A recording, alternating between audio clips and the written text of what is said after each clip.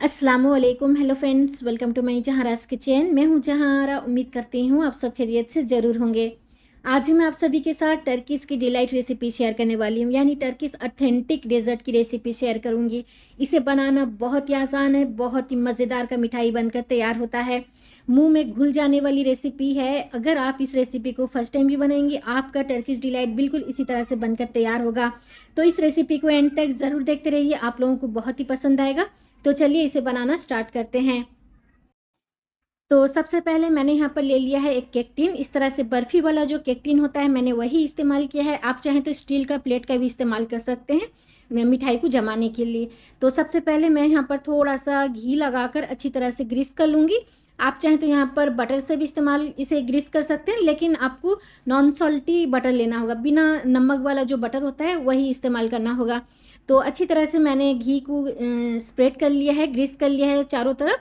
अब मैं यहाँ पर डेसिकेटेड कोकोनट पाउडर का इस्तेमाल कर रही हूँ, यानी नारियल का बुरादा जो आप बोलते हैं।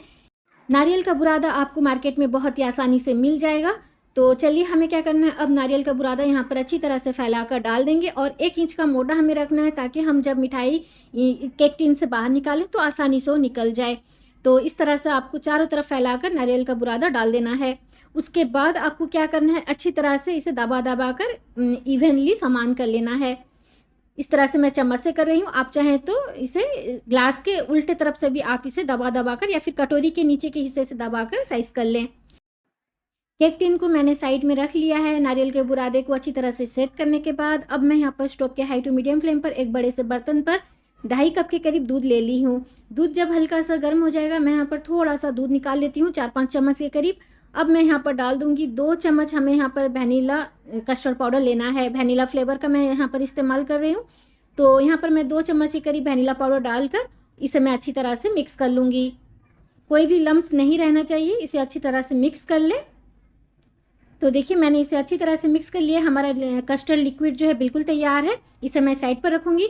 यहाँ पर दूध अच्छी तरह से अब खौलने लगा है। अब मैं यहाँ पर 3 चम्मच चीनी डाल दूँगी और इसे मैं अच्छी तरह से मिक्स कर लूँगी। चीनी के घुलने के बाद हमें यहाँ पर कस्टर्ड लिक्विड जो हमने बनाकर रखा था, उसे हमें यहाँ पर डाल देना है और अच्छी तरह से मिक्स कर लेना है। कस्टर्ड डालते ही यहाँ पर क्या है ना, बहुत जल्द ये थिक हो जाता है, गाढ़ा हो जाता है। सिर्फ हम स्टोव के लो फ्लेम पर 2 से 3 मिनट के लिए इसे पकाएंगे। तो देखिए यहाँ पर मैंने कस्टर्ड को पका लिया है 2 से 3 मिनट के लिए। एक अच्छा सा गाढ़ा लिक्विड बनकर तैयार हो चुका है। कोटिंग भी हो जाता है, आप देख सकते हैं। इस तरह से चेक कर लीजिएगा स्पैचुला पर। अब मैंने स्टोव को ऑफ कर लिया है और इसे हम डायरेक्ट ट्रांसफ़र कर लेंगे केक टिन में, जिस पर हमने नारियल के बुरादे को अच्छी तरह से सेट करके रखा हुआ था। क्योंकि कस्टर्ड जो है बहुत जल्द जम जाता है। जैसे ही हमें स्टोव को ऑफ करना है, उसके बाद हमें इसे डायरेक्ट ट्रांसफ़र कर लेना है इस तरह से। और अच्छी तरह से हमें इसे ठंडा होने के लिए छोड़ देना है रूम टेम्परेचर पर। उसके बाद हम इसे फ्रीज पर रख लेंगे सेट होने के लिए। इसी दौरान मैं यहाँ पर व्हिपिंग क्रीम बना लेती हूँ। मैंने यहाँ पर डिलाइट व्हिपिंग क्रीम लिया है 1 कप के करीब, और क्रीम पूरी तरह से चिल्ड है। मैंने एक बाउल पर डाल दिया है और यहाँ पर मैं इस्तेमाल कर रही हूँ व्हिपिंग मशीन। तो पहले मैं लो स्पीड पर 3 से 4 मिनट के लिए इसे व्हिप करूँगी। उसके बाद इसका मैं हाई स्पीड कर लूँगी, जब तक हमारा क्रीम जो है एक स्टिप पिक ना बन जाए। हमें इसे इस तरह से व्हिप करते रहना है। तो देखिए यहाँ पर क्रीम जो है अच्छी तरह से स्टिप पिक बनने लगा है। अब मैं यहाँ पर डाल दूँगी 2 चम्मच के करीब रूह अफ़ज़ा। इसका फ्लेवर जो है क्रीम में बहुत ही मज़ेदार का लगता है। इस तरह से ज़रूर बनाकर देखिए। अगर रूह अफ़ज़ा नहीं है तो आप यहाँ पर चाहें तो वैनिला एसेंस का भी इस्तेमाल कर सकते हैं। अब मैं रूह अफ़ज़े को क्रीम में अच्छी तरह से मिक्स कर लूँगी और लीजिए हमारा क्रीम पूरी तरह से बनकर तैयार है।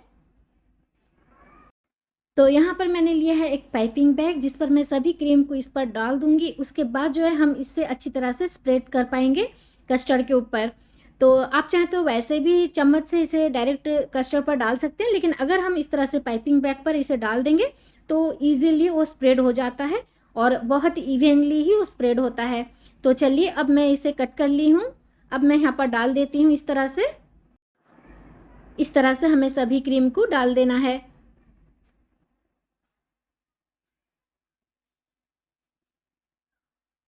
अब मैंने यहाँ पर लिया है एक स्क्रैपर और इस तरह से मैं सभी क्रीम को इवेनली समान कर लूँगी। चारों तरफ से हमें क्रीम को अच्छी तरह से स्प्रेड कर लेना है, फैला लेना है।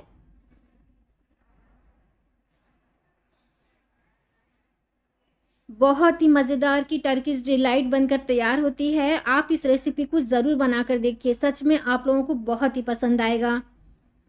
तो देखिए यहाँ पर मैंने क्रीम को अच्छी तरह से स्प्रेड कर लिया, चारों तरफ इवेनली मैंने समान करके डाल दिया है। अब मैं इसके ऊपर डाल देती हूँ फिर से डेसिकेटेड कोकोनट पाउडर, यानी नारियल का बुरादा थोड़ा थोड़ा सा डाल दूँगी। और बाद में मैं यहाँ पर डाल देती हूँ केक को सजाने के लिए जो होता है ना स्वीट भरमशिल, मैं यहाँ पर इस्तेमाल कर रही हूँ, उसे मैं डाल देती हूँ। आप चाहें तो यहाँ पर पिस्ता या फिर बादाम का भी बारीक काट कर इसे इस तरह से सजा सकते हैं। तो चलिए इस ट्रे को मैं अब 2 घंटे के लिए फ्रीज में रख लूँगी। 2 घंटे के बाद हमारा बिल्कुल ये तैयार हो चुका है डिलाइट, और ये जम चुका है, क्रीम भी अच्छी तरह से सेट हो चुका है। अब मैं इस तरह से हल्का हल्का सा कट लगा लूँगी ताकि हम इसे अच्छी तरह से निकाल सकें। आप अपने हिसाब से और अपने साइज़ के हिसाब से इसे कट कीजिएगा, आपको कितना बड़ा इसे सर्व करना है उसी हिसाब से।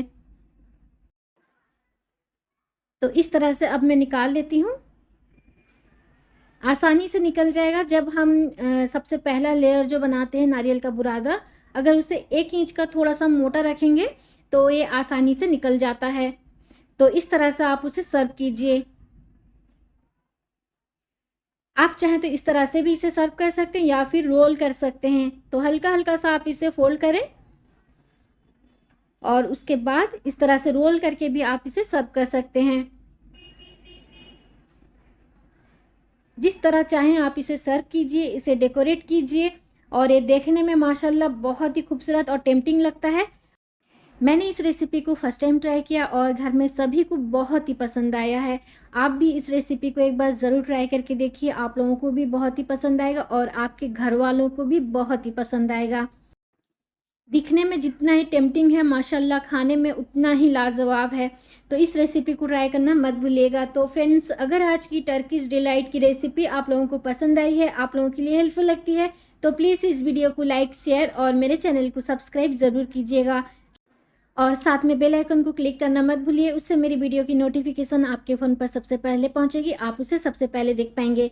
तो चलिए मिलते हैं एक नई रेसिपी के साथ। अपना ख्याल रखें और मुझे दुआओं में याद ज़रूर रखें। अल्लाह हाफिज़।